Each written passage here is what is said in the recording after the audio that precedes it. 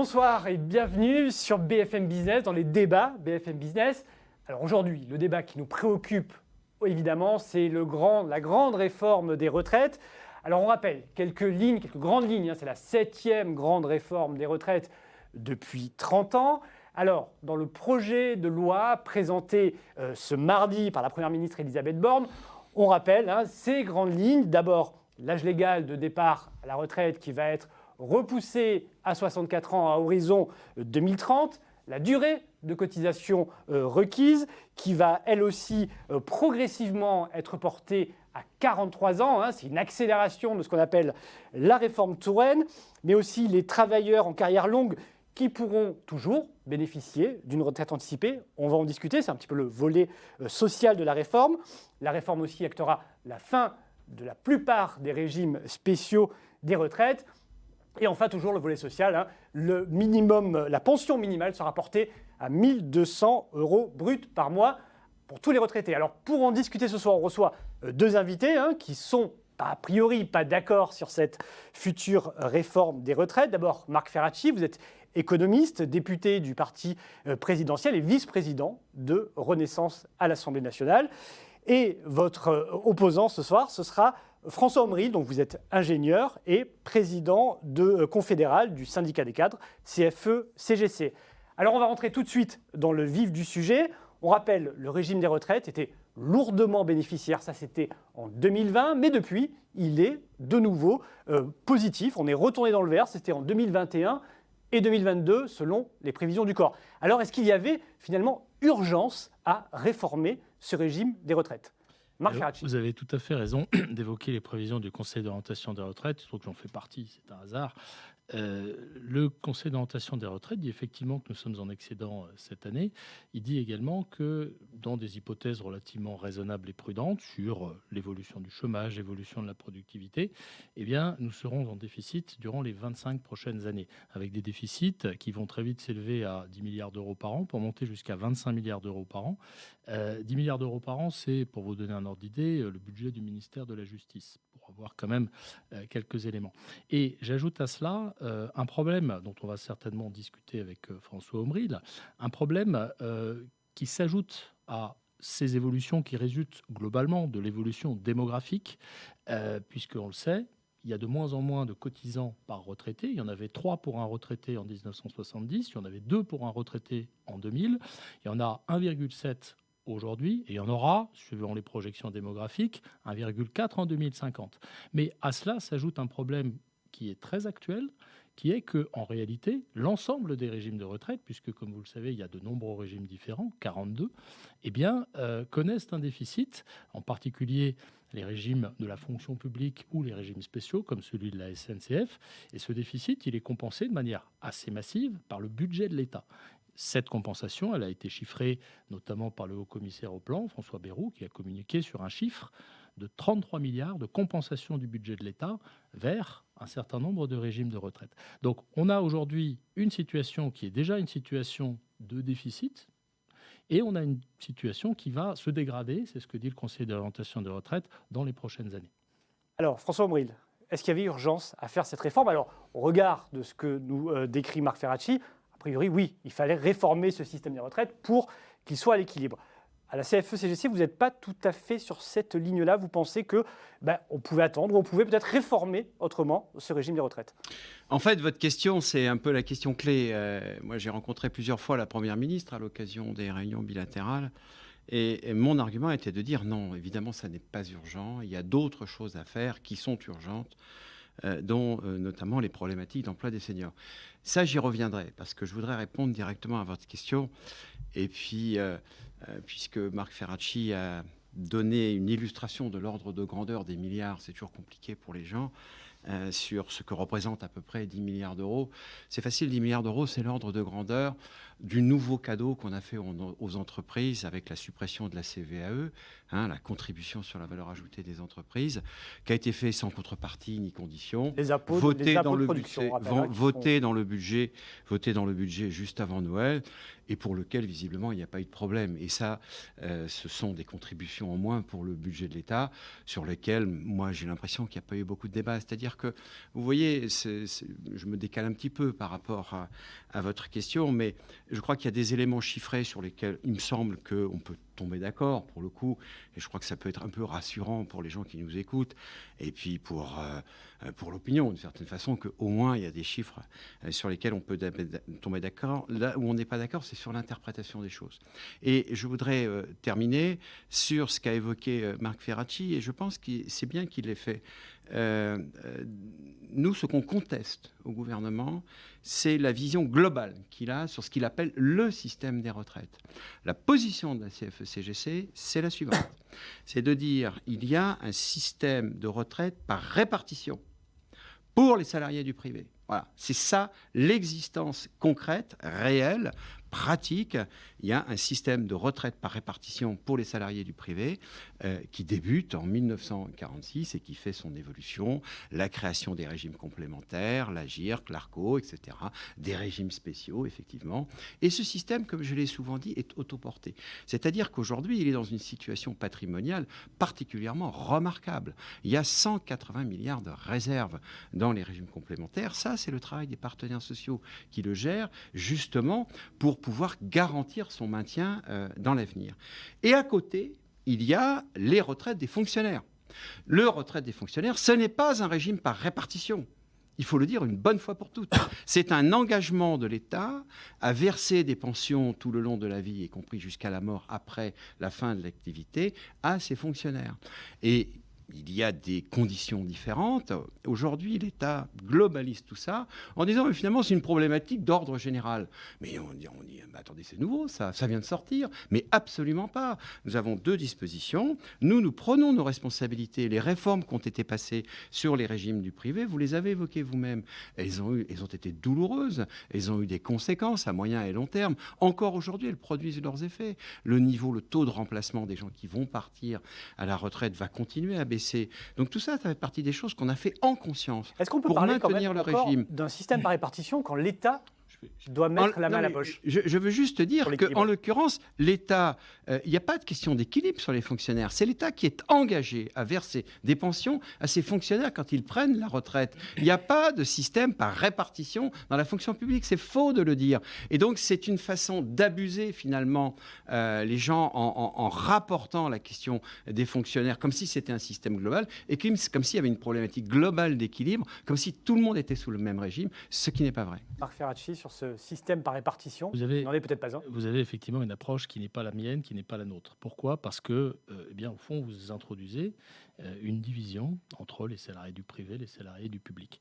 Moi, je considère que notre système de retraite, c'est un système qui est un socle de la solidarité nationale. Or, dans la nation, il y a des fonctionnaires, il y a des salariés du privé, il y a des indépendants. Et d'ailleurs, vous ne parlez pas des indépendants, mais ils sont aussi concernés par la retraite telle qu'on la propose. Donc, moi, le premier point que je veux souligner, c'est qu'effectivement, cette réforme est d'abord une réforme pour préserver notre modèle, qui est un modèle spécifique dont nous devons être fiers, qui est un modèle de retraite par répartition. Et dans un modèle par répartition, effectivement, on a cet équilibre entre les cotisants et les retraités, et en tout cas, on a un équilibre entre les cotisations et les pensions. Vous savez, quand on analyse, moi, vous l'avez rappelé, je suis économiste de formation, les trajectoires des gens sur le marché du travail, ils ne sont pas forcément fonctionnaires toute leur vie. Ils ne sont pas forcément salariés du privé toute leur vie. Ils changent de statut. Et c'est la raison pour laquelle on se doit, de mon point de vue, vous pouvez ne pas le partager, d'avoir une vision globale de notre système de retraite. Précisément parce que les gens ne devraient pas se voir attachés ad vitam aeternam à un statut.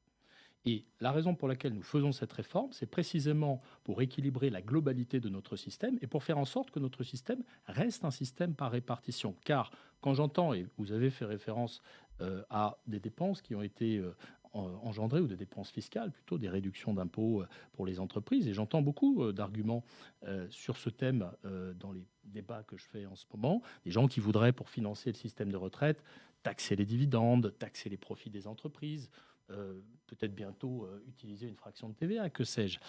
Lorsque on va chercher ces ressources-là, on n'est plus dans la logique de répartition que j'évoque. On n'est plus dans une logique où le système de retraite repose sur la solidarité intergénérationnelle. Alors c'est une différence de vision, encore une fois, la vôtre est respectable, mais véritablement, ça n'est pas la nôtre.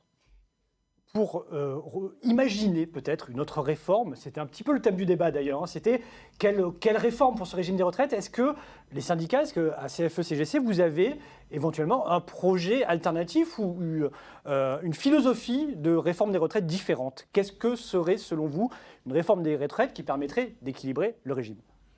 Bon, déjà, je pense que chacun aura compris, et j'espère vous aussi, que de toute façon, on n'est pas d'accord sur le principe qui guide le gouvernement quand il vient nous dire il faut faire une réforme de retraite. Nous n'avons pas la même analyse. Pour le coup, on a des arguments. Aussi, à l'appui de ça, je veux aussi faire observer qu'il y a 3 ans, dans le projet de réforme systémique, à l'époque, le gouvernement ne communiquait pas comme cela. Justement, il disait nous voulons, grâce au régime par points, faire converger le régime des fonctionnaires vers le régime de l'ensemble des salariés du privé. Donc on voit bien que sur le sujet, il y a une confusion qui est organisée sur un point que j'ai soulevé et qui, à mon avis, n'est pas réglé. Mais bon, passons à la suite. Nous, ce qu'on a dit, ce qu'on a défendu, c'est que la problématique majeure en France, c'est qui pour le coup est urgente, c'est la problématique de l'emploi des seniors. Et qu'on ne peut pas, d'une main, dire aux gens vous allez travailler plus longtemps, et de l'autre, considérer comme un fait acquis, finalement, que les entreprises, surtout les très grandes entreprises, celles qui donnent le là, finalement, et qui se débarrassent par charrette entière des salariés à partir de 58 ans, voire des fois un peu avant, aux alentours, finalement, au mépris des compétences, au mépris des conditions de travail, de ce que ça représente comme valeur pour l'entreprise. Nous, on pense que c'est ça la problématique majeure, et on a fait au gouvernement, à la Première ministre, Elisabeth Borne, 23 propositions sur 3 axes, sur la question du maintien dans l'emploi des seniors. Un axe, on va dire, de soutien renforcé en termes médicaux, parce qu'à partir d'un certain âge, on le sait, il y a des problématiques médicales qui tout d'un coup rentrent dans le système, qui provoquent d'ailleurs des arrêts de maladie plus ou moins longs, des incapacités, etc., qui sont d'ordre physique, bien sûr, mais qui peuvent aussi être d'ordre psychique. Vous savez que nous, à la CFE-CGC, on défend le fait qu'il existe une pénibilité importante au travail qui génère des risques psychosociaux et qu'il faut travailler sur ces sujets-là. Je considère que le gouvernement n'est pas très motivé sur cette question-là. Je trouve ça dommage, parce que pour le coup, ça a des répercussions économiques extrêmement importantes. Le deuxième axe concernait ce que nous on appelle la requalification, c'est-à-dire le moyen par lequel on aide les entreprises, parce que moi je crois qu'il faut les aider à mettre en place des dispositifs qui vont créer les conditions de la compétitivité, de la remotivation des gens au-delà d'un certain âge. On le sait tous, à partir de 50 ans, 55 ans, peut-être 60 ans, eh bien, il est plus facile, il est plus utile pour l'entreprise de se diriger vers des emplois plutôt de conseil, de tutorat. Il faut mettre à profit son expérience et la mettre à disposition de ceux qui vont venir derrière nous. Et puis enfin, il y a le troisième axe.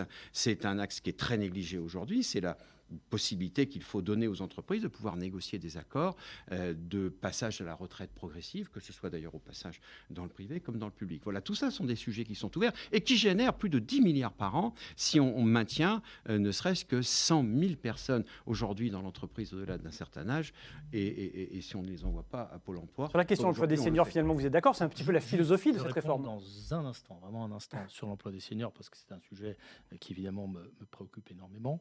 Mais puisque vous avez évoqué le précédent projet, c'est-à-dire le système par points, je veux dire simplement une chose, c'est que ce projet, il n'est pas abandonné.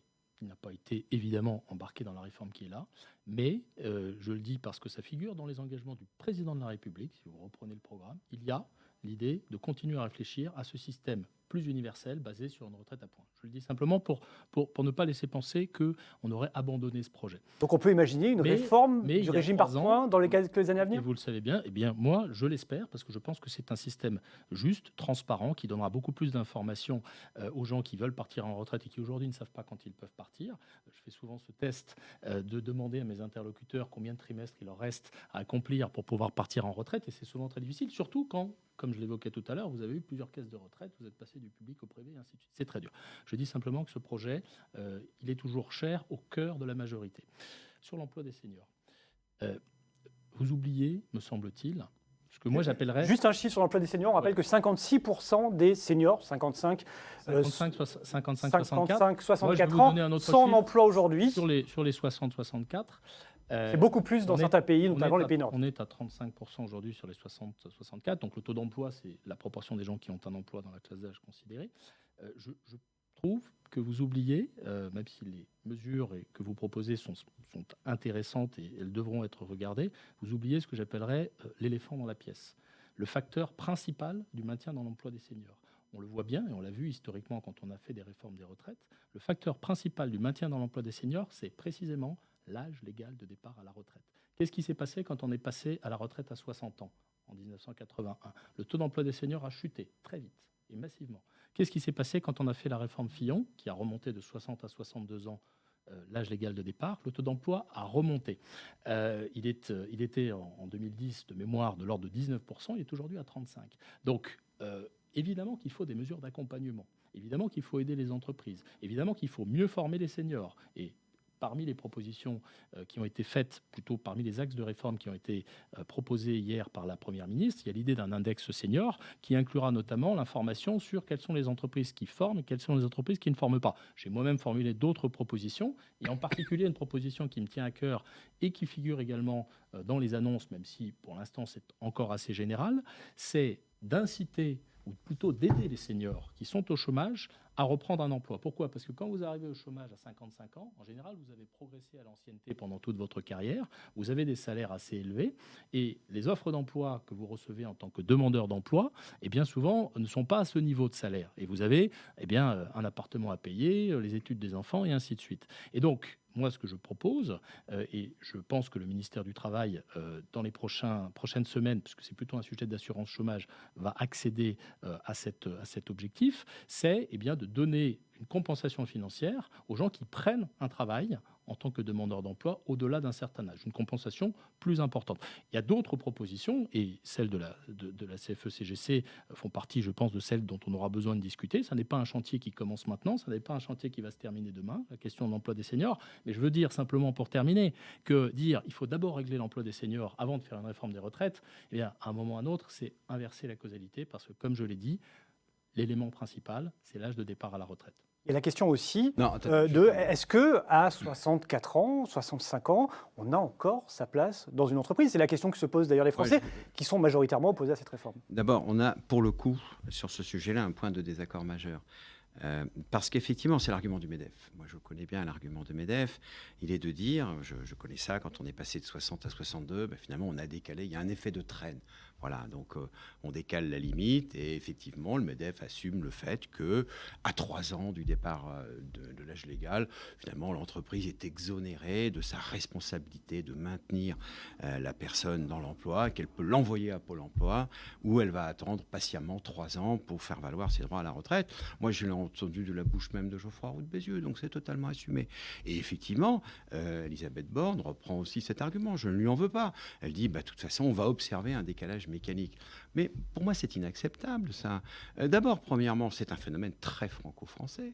Je crois savoir que, puisqu'on fait des comparaisons internationales, dans d'autres pays tout autour de la France, il n'y a pas cette pulsion féroce qu'il y a dans beaucoup de très grandes entreprises, des groupes internationaux, à se débarrasser des gens à partir d'un certain âge, comme si finalement, désormais, dès l'instant qu'on fête leur anniversaire de 59, de 60 ou 61 ans, on n'a plus besoin d'eux. Donc ça, c'est quand même quelque chose dont je veux témoigner, parce que la différence qu'il y a entre une approche macroéconomique, statistique, sur laquelle, effectivement, il y a toujours débat. Et ce que nous, on vit au quotidien dans les entreprises, c'est quand même pas tout à fait la même chose. Si vous voulez, il y a la physique des chiffres et il y a la physique des phénomènes. La répercussion, les impacts des politiques publiques, de la façon dont les directions des entreprises gèrent leur personnel. Or ça, cette souffrance-là qu'il y a dans les entreprises, dont on nous témoigne au quotidien, et dans l'ensemble, ou un très grand nombre d'entreprises, nous, on en est les porteurs, vous voyez. Et quand on nous dit, écoutez, il n'y a pas de problème, de toute façon, on va décaler de 2 ans, ça va faire que mécaniquement, le taux d'emploi qui aujourd'hui est très bas dans la tranche 64, il va se remonter un peu, mais on n'a aucune garantie que le traitement qui sera fait aux salariés à 3 ans de partir en retraite ne sera pas le même. Et c'est pour ça que moi je dis dans l'ordre des priorités, il faut responsabiliser les entreprises. C'est un point de désaccord, moi je l'assume totalement. Je l'ai dit à Elisabeth Borne, je ne vais pas le cacher ici, nous avons un problème avec ce gouvernement qui prend pour argent comptant toutes les promesses du patronat et qui s'en contente. Et dès que le patronat tend la main, on lui donne des aides, on lui fait des exonérations fiscales, des exonérations de cotisations. Le patronat fait des promesses, ne les tient pas, comme il a fait pour le CICE et tant d'autres. Et puis nous, on est là, témoins de la réalité de l'entreprise. On dit, écoutez, ça ne va pas, les gens souffrent au travail, ils ont de la difficulté, etc. La réduction des coûts permanente, mais sous pression les organisations. Réponse, vous savez, avec le patronat, on ne peut rien faire, il nous fait des promesses. C'est vrai, il ne les tient pas, mais bon, qu'est-ce qu'on peut faire ? Voilà, tout est là. Moi, j'ai 2 petites questions rapides. Alors, vous vouliez peut-être rebondir rapidement sur... Juste pour dire que sur ce qui est de responsabiliser les employeurs, dans ce qui a été annoncé hier, parce que je veux quand même aussi qu'on parle des annonces de la réforme, cette idée d'index, ce n'est pas juste une information donnée, c'est aussi des sanctions et des sanctions financières qui seront du même ordre. On rappelle, l'index, c'est l'obligation qui va être pour les entreprises d'embaucher des seniors. Non, pas d'embaucher des seniors, de dire ce qu'elles font de les maintenir en matière d'embauche pour les seniors. En termes de formation des seniors. Et celles qui ne satisferont pas la publication des résultats de cet index seront sanctionnées. C'est écrit noir sur blanc dans le dossier de presse qui a été transmis hier. Ça, c'est vraiment quelque chose que je veux évoquer. Ensuite, je vous laisse poser votre question, mais sur la responsabilisation des entreprises, Monsieur Omril, vous le savez, on en a discuté à l'époque où j'étais moi-même, non pas un député, mais un conseiller auprès de la ministre du Travail. On a fait une réforme de l'assurance chômage qui a mis en place un principe de responsabilisation contre les contrats courts. Ça s'appelle le bonus-malus. Vous utilisez beaucoup de contrats courts, vous payez plus de cotisations d'assurance chômage.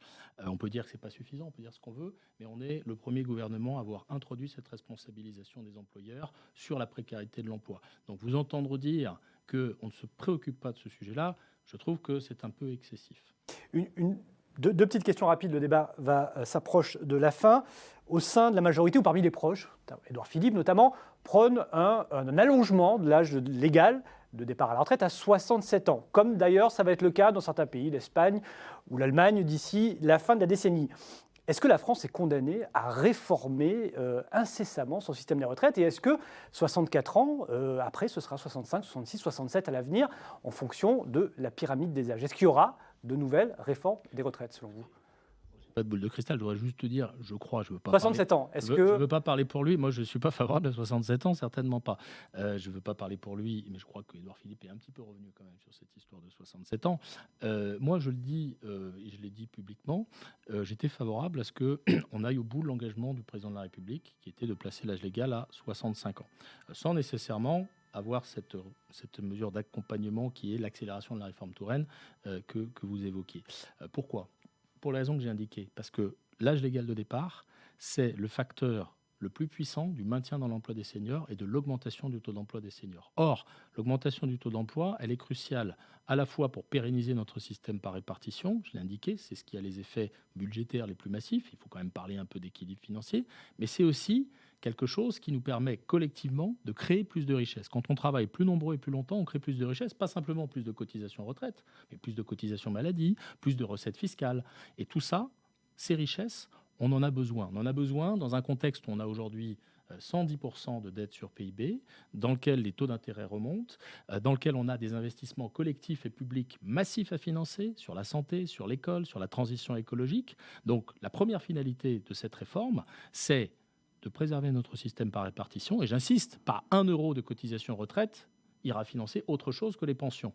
Mais au-delà de ça, le recul de l'âge légal va permettre d'inciter à travailler plus longtemps et de générer des richesses par ailleurs qui nous sont extrêmement importantes. François Omril, 67 ans, est-ce que vous craignez qu'un jour cette réforme vous soit proposée par un futur gouvernement ? Juste un mot, pas un mot ira ailleurs que dans les pensions, bien sûr. Moi j'entends cet argument-là. J'attends cet argument-là depuis 3 jours et comme toujours, ça me fait réfléchir parce que c'est aussi mon boulot d'analyser les éléments de communication et de comprendre ce qu'il y a derrière. Dès l'instant qu'il y a 6 mois, la Première ministre me disait « je ne peut pas continuer avec ces 33 milliards d'engagement de l'État pour compléter et payer la retraite des fonctionnaires. Il va falloir que je réduise parce qu'il y a d'autres choses à compenser. Ça veut dire quoi? Ça veut dire que le système, dès l'instant que le gouvernement le considère dans sa globalité, va appeler d'autres sources, indépendamment de la question de la réforme. Et nous, on sait très bien, c'est notre grande crainte, c'est que ce travail patient, difficile qu'a été de maintenir les régimes par répartition, les régimes complémentaires et d'accumuler pour cela des réserves pour les maintenir stables, ces réserves vont être mises à contribution à la place de l'engagement de l'État. Pour nous, c'est une certitude absolue.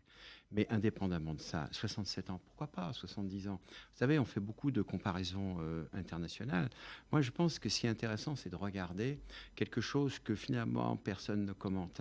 C'est qu'au fur et à mesure qu'on décale l'âge de départ en retraite, en fait, on décale l'âge moyen d'entrée dans l'activité. Tout se passe comme si les deux limites se décalaient comme ça de façon parallèle. Un jour, vous savez, on mettra l'âge légal de départ à 80 ans et on constatera que les gens rentrent dans l'activité professionnelle à 40 ans. Et puis finalement, on aura inversé le système, comme le célèbre économiste malheureusement disparu Bernard Maris un jour en faisait la projection. Après tout, il y a un système qui considérerait qu'on prendrait sa retraite quand on est jeune et qu'on peut en profiter pleinement, qu'on commencerait à travailler à 40 ans et qu'on travaillerait jusqu'à sa mort. Ce système, économiquement, peut marcher. Vous savez, sur le papier, on peut tout faire et puis après, on règle les curseurs. Moi, je ne sais pas si c'est un modèle que la société souhaite. Moi, personnellement, ce n'est pas le modèle que je souhaite. Je pense qu'il faut travailler. Je pense qu'effectivement, il faut qu'il y ait plus de gens qui soient en capacité et qui puissent travailler, que ce soit en début de leur carrière, à leur fin de carrière. Je pense que c'est pas facile de commencer sa carrière dans la précarité. Il faut travailler là-dessus. Il y a tout un tas de sujets sur lesquels, moi, je pense qu'il y a débat pour tirer la France vers le haut sur tout un tas de sujets. Ce décalage de l'âge légal de la retraite tire la France vers le bas. Moi, personnellement, je le déplore. Moi, je voudrais ouvrir et rebondir sur ce que vient de dire François Ombril. Bon, je pense que le modèle de commencer à 40 ans, finir à 80 que vous décrivez est un peu utopique parce qu'en réalité... Dystopique. en réalité, on sait que l'âge d'entrée sur le marché du travail s'est élevé parce que le système et l'enseignement s'est démocratisé, ce qui est plutôt une bonne chose, et que maintenant on a atteint la fin de ce processus. Mais ce n'est pas de ça dont je veux parler. Ce que je partage avec vous, c'est la nécessité de mieux organiser ou de permettre aux gens de mieux organiser leur temps de travail sur l'ensemble de leur vie professionnelle. Et je reviens toujours, j'en suis désolé, aux annonces d'hier. Parmi les annonces d'hier, il y a quelque chose qui figurait dans les engagements du président de la République, qui est la mise en place de ce qu'on appelle un compte épargne-temps universel. Qu'est-ce que c'est un compte épargne-temps universel? Vous avez peut-être un compte épargne-temps. Le compte épargne-temps, il concerne à peu près 15% des salariés parce qu'il faut un accord d'entreprise pour l'avoir. C'est ce qui vous permet d'épargner du temps, par exemple quand vous êtes jeune, quand vous êtes en bonne santé, que vous avez la capacité à travailler un peu plus, à ne pas prendre vos jours de RTT, mais à les mettre sur un compte. La possibilité que ce compte épargne-temps s'applique à tous les salariés ouvre justement des perspectives pour mieux gérer son temps sur l'ensemble de sa vie professionnelle. Et en particulier, devra, j'espère que les partenaires sociaux qui vont se saisir de cette question, puisqu'il y aura très probablement une négociation interprofessionnelle sur le compte épargne-temps universel, je trouve que c'est un bel outil, un bel objet de négociation. Eh bien, j'espère que la possibilité de se reconvertir en milieu de carrière, quand vous avez eu un métier pénible pendant les 25 premières années de votre vie et que vous avez envie de faire autre chose, d'être assis plutôt que debout, eh bien, sera possible. Que la possibilité également de partir un petit peu plus tôt grâce à ce que vous avez épargné durant toute votre carrière, parce que le compte épargne-temps universel aura été rendu portable, ce que le CET n'est pas aujourd'hui. Je pense que tout ça, ce seront, je l'espère, des droits nouveaux, des perspectives nouvelles, et pour les personnes qui sont sur le marché du travail, eh bien, plus de liberté. Et je veux le rappeler parce que notre ADN politique, c'est aussi de permettre cette émancipation des salariés, de permettre plus généralement l'émancipation des travailleurs, qu'ils soient salariés ou non. Et moi, je fonde des espoirs dans ce projet-là. Alors, pour conclure, il y a eu le temps donc de la consultation, les partenaires sociaux, le temps de la présentation, c'était hier. Il va y avoir le temps du débat à l'Assemblée nationale, mais entre-temps, il va y avoir le temps de la mobilisation. Le 19 janvier, première mobilisation générale à l'appel de syndicats. Est-ce que cette mobilisation est susceptible de faire éventuellement reculer le gouvernement sur la réforme ? D'un mot. Je vais laisser répondre François Omril. La position du gouvernement, est-ce que vous attendez d'abord à une forte mobilisation? On s'attend évidemment à une forte mobilisation pour une raison assez simple. Il n'y a pas une seule réforme des retraites qui a été menée ces dernières années qui n'ait pas donné lieu à une forte mobilisation. À l'appel des organisations syndicales qui ont unanimement appelé à la mobilisation du 19 janvier, qui ont été rejointes d'ailleurs par des partis d'opposition de gauche. Donc je suis convaincu qu'il y aura du monde dans la rue le 19 janvier. Mais au-delà de ça, moi ce que je pense, c'est qu'on ouvre aujourd'hui, plutôt hier avec les annonces, une période durant laquelle, et on ne pouvait pas le faire auparavant, on va pouvoir expliquer avec des exemples très concrets. Je pense que parmi les gens qui vont se mobiliser, il y en a qui se mobilisent parce qu'ils sont totalement et par principe opposés à cette réforme, et je respecte leur opinion. Il y en a aussi qui se mobilisent parce qu'on ne leur a pas, jusqu'à présent, et j'en prends ma part et la majorité en prend sa part, donné suffisamment d'informations sur à quel moment ils vont pouvoir partir, avec quel niveau de pension, est-ce que le fait d'avoir une carrière hachée va les pénaliser au moment du départ à la retraite. À toutes ces questions, on a désormais des réponses un peu plus claires. Donc j'espère qu'en parallèle à la mobilisation, eh bien, ce travail d'explication, de conviction, mais aussi de négociation... Est-ce qu'il y aura de la négociation? En 2019, il y avait une négociation sur l'âge pivot. Est-ce que le gouvernement pourra... C'est exactement ce vers quoi je voulais terminer. Sur certains sujets, je prends un exemple, la question de la retraite minimale, c'est 1 200 € au départ, 85% du SMIC en régime de croisière, dont bénéficieront les gens qui ont une carrière complète. Une question importante, c'était de savoir si on l'a fait juste sur le flux des nouveaux retraités ou sur le stock.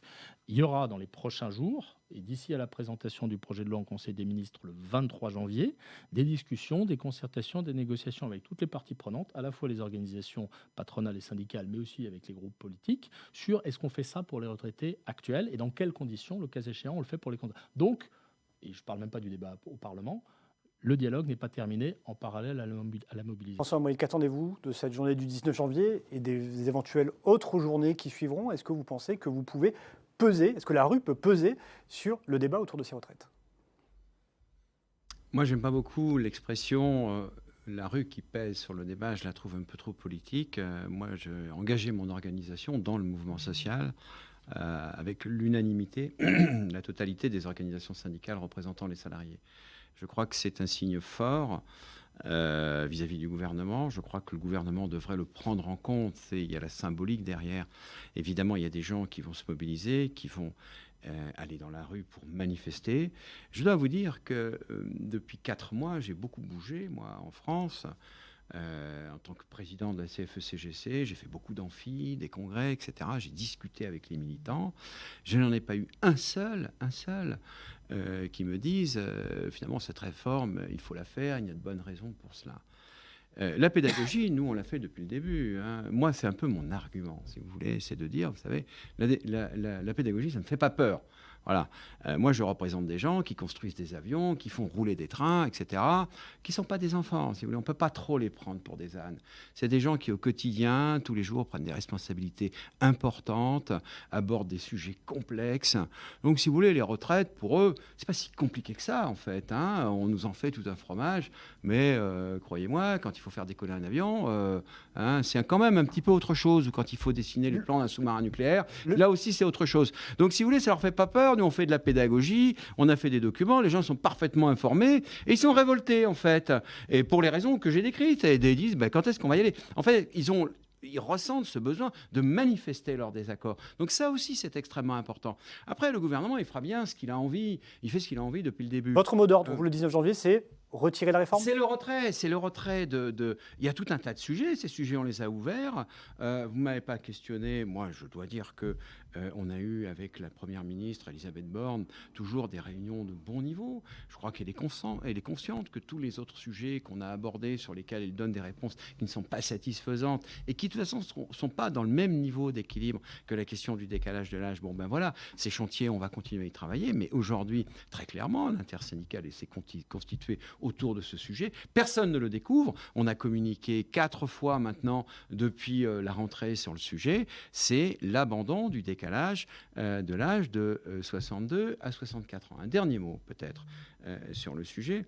Vous savez, vous nous avez questionné sur les évolutions des choses et on a beaucoup parlé finalement de l'évolution de la société. Moi, je vais faire remarquer une chose très très simple, sur laquelle tout le monde sera d'accord, puisque ce diagramme, il existe, il est présent, je ne connais pas la page, dans le rapport du Conseil d'orientation des retraites. C'est ce petit graphique qui nous donne l'évolution sur une vingtaine d'années, je crois, un peu plus, du temps moyen que l'on passe en retraite. C'est-à-dire, c'est tout simplement une statistique extrêmement globale, macro, on va dire, quel est en moyenne le temps que les gens passent en retraite. Eh bien, figurez-vous qu'il a atteint un maximum, un plateau aux alentours des années 2000. Il reste plus élevé en France que partout ailleurs. Je veux quand même le dire. Et puis depuis, il ne fait que baisser. Donc, quelle est donc cette idée du progrès? Moi, je pense que le temps qu'on passe en retraite, c'est une bonne mesure de ce que c'est que le progrès d'une société. Eh bien, donc, il faut constater ensemble que notre société française, sur le plan social, régresse depuis ces années-là et qu'elle est amenée à régresser encore plus. Bien. Merci beaucoup. Merci. On reviendra évidemment dans les semaines et les mois qui viennent sur cette réforme des retraites à travers de nombreux débats et discussions sur BFM Business. Merci à tous de nous avoir suivis et merci à nos deux invités pour ce débat Merci à vous. de très haute tenue. Merci. Merci.